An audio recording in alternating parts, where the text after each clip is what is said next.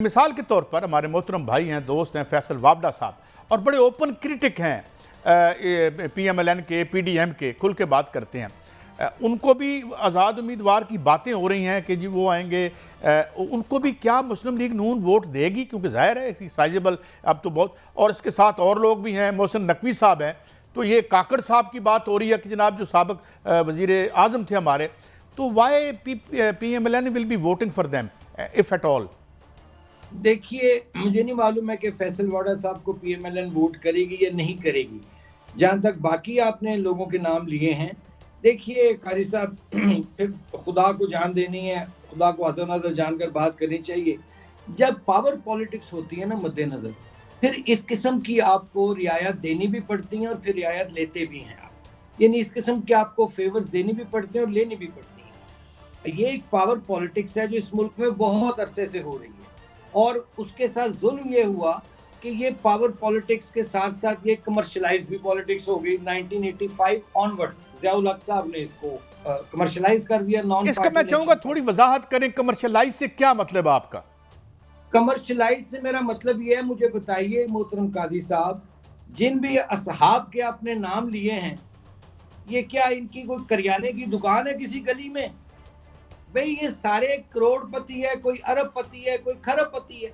तो मैं ये पैसे की सियासत हो रही है ना, वो कहते ना पैसा फेंक तमाशा देख, मालदार लोग हैं तो जाहिर है वो जो चाहे करें। आपको याद नहीं, इमरान खान साहब ने अपने दौरे हुकूमत में कहा बलूचिस्तान में कि जी एक एक सीट 70-70 करोड़ की बिक रही है सेनेट की।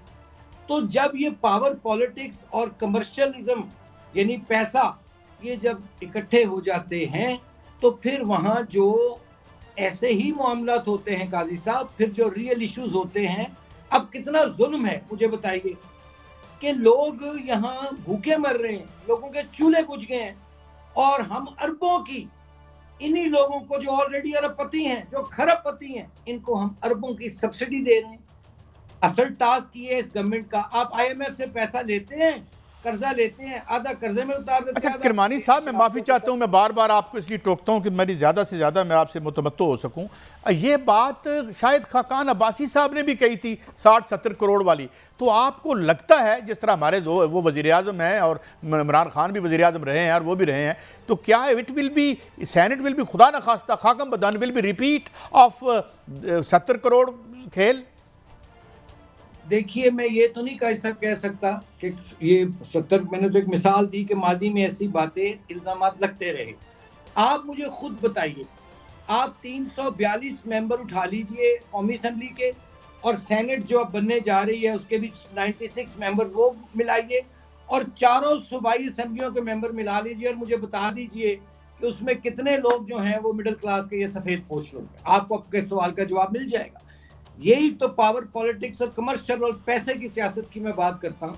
एक एक इलेक्शन जो सा है, सूबाई इलेक्शन, वो 25-25, 30-30 करोड़ में चला गया। तो मुझे ये बताइए, जिन लोगों के लिए मुल्क बना था, गरीब और मिडिल क्लास, वो तो रोटी के लाले पड़े, उनके तो चूल्हे ठंडे हो गए, वो कहाँ से इलेक्शन लड़ेंगे? तो फिर ऐसे में ये एलीट कैप्चर हुआ है इस मुल्क में, सियासी अशराफिया ने इस मुल्क को हाईजैक किया हुआ है, और उनके साथ एक माफिया है, कोई हाउसिंग माफिया है, कोई जी फला माफिया है, कोई फला माफिया है। तो इसके बाद मुझे बताइए क्या गुंजाइश रह जाती है? कौन सी असूल की सियासत रह जाती है? कौन सी नजरियात की सियासत रह जाती है? आप खुद फैसला कर लीजिए। तो this is very unfortunate. Yes, ये तो आपकी बात थी कि मैंने इसलिए ख़ास तौर पे आपसे पूछा क्योंकि मैं 85 से ही कवर कर रहा हूँ इस सीन को, और मैंने देखा है, खंबे भी जीते हुए देखे हैं, मिडिल क्लास के लोग भी देखे हैं, और अब हमने ये भी देखा है। अच्छा किरमानी साहब, अब ये एक राय ये है कि लेट्स गेट ओवर इट। बहुत बड़ा चैलेंज आ गया मुस्लिम लीग नून के सामने, और जो भी उसकी लीडरशिप है, आगे एक IMF का प्रोग्राम मौजूद है। इसके साथ साथ दुम छल्ले जो हैं वो फार्म 45 भी चल रहे हैं, 47 भी चल रहे हैं, लाहौर भी खुलेगा, फलां भी खुलेगा। डू यू थिंक, और एक बयान और भी आ गया, हमने सुना मुबैना तौर पर, जो हमारे चीफ इलेक्शन कमिश्नर है रशिया से, उन्होंने एक साफ़ी से बात की। तो शुड वी गो अहेड, या ये जो पीछे पैराफर्नेलिया या जो बैगेज है ये हमारे सरों पर रहेगा? काजी साहब, बहुत आपने इम्पोर्टेंट बात की है। देखिए, अब मैं तो ये समझता हूँ, I wish this government all the best despite my reservation या जिनकी भी रिजर्वेशन है, कि वो फोकस करें जो लोगों के रियल इश्यूज हैं उन पर, लोग इम्पेशेंट हो चुके हैं, लोगों को अब रिलीफ चाहिए और वो ज़्यादा इंतज़ार करने के मूड में नहीं है।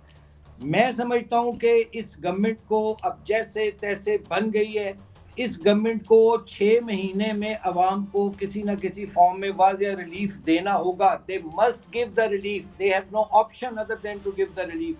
अगर ये रिलीफ नहीं देंगे तो लोग इस सिस्टम से, जो ऑलरेडी एक नाकारा सिस्टम है, उससे तंग आ चुके हैं और फिर लोग, मैं नहीं समझता उनका मूड क्या बन जाए, क्या मिजाज बन जाए। इसलिए ये बहुत ज़रूरी है। बाकी जहाँ तक फॉर्म 45 या हल्के खुलने की बात रह गई, मैं उसमें बहुत क्लियर हूँ मोहतरम काजी साहब। हकदार को उसका हक मिलना चाहिए, चाहे जो भी जीता है, जिसको शिकायत है, उसको उसका हक मिलना चाहिए। उसके लिए प्रॉपर फोरम्स मौजूद हैं, इलेक्शन कमीशन है, ट्रिब्यूनल्स हैं, हाई कोर्ट्स हैं, एपेक्स कोर्ट्स हैं। बॉटम लाइन ये है कि अगर किसी का हक मारा गया है, ये हकूकुल इबाद में आता है, तो मेरा ख्याल है कि उसका हक उसको मिलना मैं चाहिए। अगर क्लियरली आपसे पूछ लूं, क्योंकि जो अपेक्स लीडर हैं और कायद हैं आपके, जनाब नवाज शरीफ साहब की सीट 130 की भी बात हो रही है, ओन चौधरी साहब की सीट की बात भी हो रही है, तो आप क्या समझते हैं कि ये कोई कॉन्शियसली प्लान है या क्या है, या एक प्रोपेगेंडा कैंपेन है उन्हें अंडरमाइन करने की, या ये वाकई आपको खुलते नज़र आ रहे हैं? देखें, ये एक र्यूमर, अभी तक कोई ऑफिशियली तो ये एक ऐसा बात हुई नहीं है, लेकिन मैं जहाँ तक समझता हूँ नवाज शरीफ साहब ने पंजाब की और पाकिस्तान की कम से कम 40 साल उस शख्स ने खिदमत की है, और जो उनका वोट डिफरेंस है वो भी तकरीबन कोई 1,70,80 हज़ार उनके वोट ज़्यादा है नवाज शरीफ साहब के। तो मैं नहीं समझता कि अगर खोल भी लेंगे तो उससे कोई फ़र्क पड़ेगा। हाँ, जहाँ तक आपने दूसरे हल्के की बात की, NA 128 की, उसके बारे में मैं कुछ नहीं कह सकता कि उसका क्या, अगर वो खुलता है तो उसके क्या रिजल्ट्स होंगे। कि वो तो मैं आज अभी एक इकोनॉमिस्ट को देख रहा था, उसमें उसमें उस ख़ास तौर पर उस हल्के को मेंशन किया, मैं हैरान भी हुआ कि इतने बड़े जरीदे में उसका जिक्र आया। तो किरमानी साहब, आपको लगता है, एक तो ये कि ज़ाहिर है हम आपसे बार बार इसलिए बात करते हैं कि पुराने पॉलिटिकल वर्कर्स जो हैं और जो मिडिल क्लास के लोग हैं, उन्हें फेड आउट नहीं होना चाहिए, सियासत के अंदर रहना चाहिए, एक ये भी है। मगर डू यू सी एनी, कोई नज़र आती है आपको कोई रोशनी टनल के एंड पे कि इस हम क्वैगमायर से निकल सकें? इतनी आपको शऊर नज़र आता है जो लोग at the helm of affairs हैं? देखिए, मुझे अल्लाह ताला के बाद एक तो मेरे मज़हब में मायूसी कुफ्र है, गुनाह है, और मैं हमेशा एक उम्मीद की शमा मेरे दिल में भी जलती रहती है। ये पाकिस्तान बड़ी कुर्बानियों से हासिल हुआ है, इस पाकिस्तान की बुनियादों में हमारे बुज़ुर्गों का खून पसीना शामिल है। मैं समझता हूँ कि एक नवाज शरीफ साहब को अल्लाह ताला ज़िंदगी दे, सेहत दे, तंदुरुस्ती दे। मुझे उनसे बहुत उम्मीद है कि उनकी रहनुमाई अगर इस हुकूमत को मुयस्सर रही, और इंशाल्लाह रहनी चाहिए और रहेगी, तो वो एक एंड ऑफ द टनल पे जो एक मुझे सिल्वर लाइनिंग नज़र आती है कि उससे हम इस क्राइसिस से निकल आएंगे। लेकिन इसके लिए फिर हमें अपने फ़रोई इख्तलाफात, सियासत को, अपनी मैं को, अपनी अनाओं के जो पहाड़ हैं, उनसे नीचे उतरना होगा और सामने सिर्फ एक वन पॉइंट एजेंडा होना होगा, पाकिस्तान, पाकिस्तान एंड पाकिस्तान।